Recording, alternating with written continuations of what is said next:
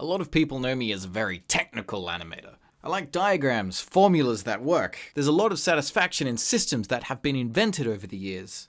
So I very much found a home in effects compositing style animation, all about plugging things into other things. It's very logical, everything makes sense that it works. And then there's organic effects, which are complete. All logic goes out the window. A lot of elemental stuff like water, fire, smoke. There's no real rules. There's no systems to it. A lot of the time you can't even block out basic movements and then go in between it. There's no cheating or any way around it. You just gotta get good. From what it seems, the best way to learn this stuff is to just go outside and spend hours staring at the way water all swirls together until it just gets drilled enough into your head that you can replicate it. I need to figure out how this stuff works. Every time I try and make some wavy hair or something, it's almost impossible. It's about as consistent as drawing an audio waveform. What am I missing? I've got to figure this out. I've seen some guys that describe a formula of doing something like this, a bit of an arc, and then waving back on itself like this to create this sort of shape that sort of loops back on itself. I suppose if this was in between, maybe it would work. Let's try that. No. It doesn't flow. It's missing that organicness. With these, it seems like I'm just going in the direction of like a light wave. Something so repetitive, you might as well just draw the wave statically and tween the thing. Maybe it would be easier to get a feel for it if it started with a single straight line and slowly introduced the wave over time, so it levels back out again. But a struggle is always, where does the next wave begin? Whenever it gets introduced, it feels like I've sort of just artificially added it, and it just gets janky. Sort of creates a whip crack effect. Trying to just go with the flow and feel it out resulted in something like this. It's definitely more organic, but there's no realism, no sense of like air passing through it. What if I could draw the particles sort of passing through it? What would that be like? So here's a guide for a current, with a circle animated going through it, and then finally as if a piece of fabric is being manipulated by that sphere. It created very unpredictable shapes as it bent it downwards, but then when it got to this point, how is that going to get corrected rather than just doing that, flattening itself out? Interesting result. There needs to be more of a feeling of momentum. Maybe I can get that feeling by making like a pendulum that's swinging on a like a solid stick, and by imagining a soft ribbon hanging off of it. Maybe that will give a sense of the flow coming out of it.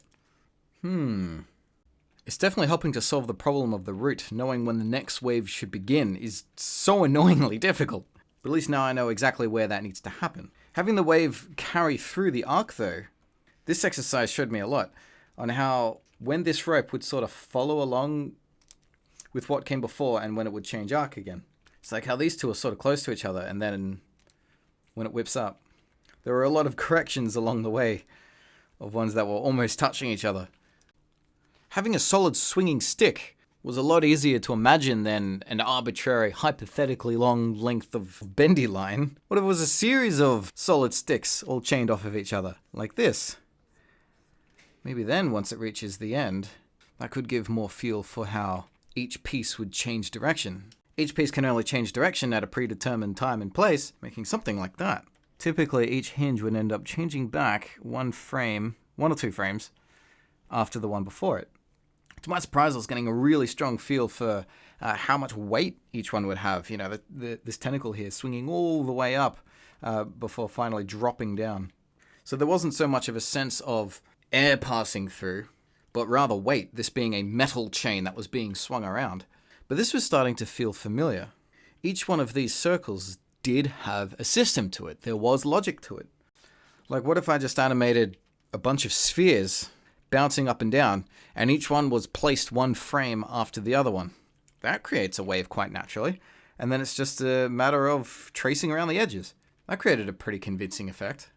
But now it's starting to feel so formula that you don't even need to draw it. I could go back to my roots and use a logical, more node-based thing, like this contraption. Each section literally just being a circle that's tweened up and down, and you can see how their keyframes are all sort of displaced up, one after one another, and again, trace the edges. But this is still a bit loose. Now I'm pretty much right back to where I started. This is very close to the kind of technique I would use regularly.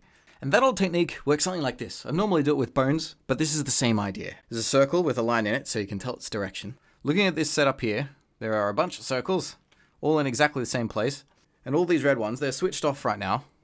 They contain different positional data, And they're all daisy-chained off one another. They all contain the same information, but because they're all connected off each other, the information is multiplied by itself, doing something like this.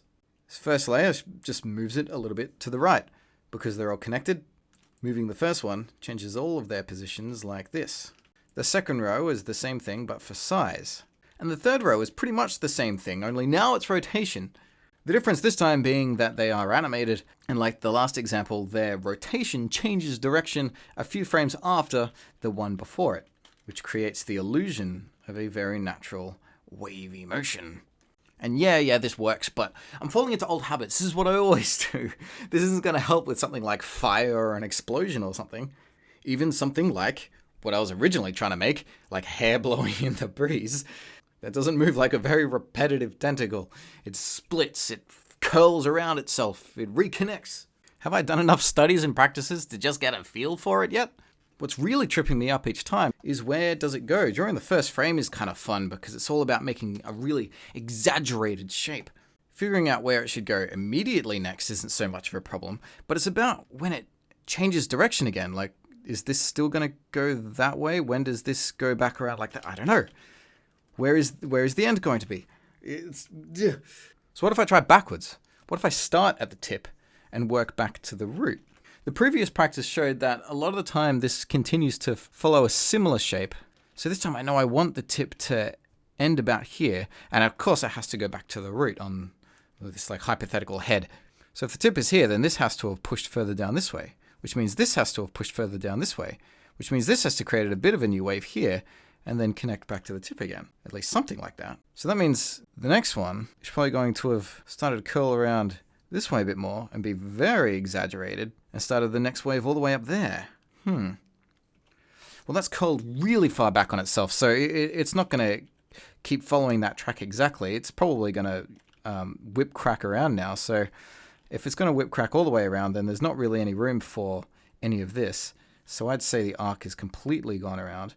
It's probably getting a little bit too intense though, so I'd say on the next one, if it's whipped all the way up to here, meaning the next wave must have started a little bit.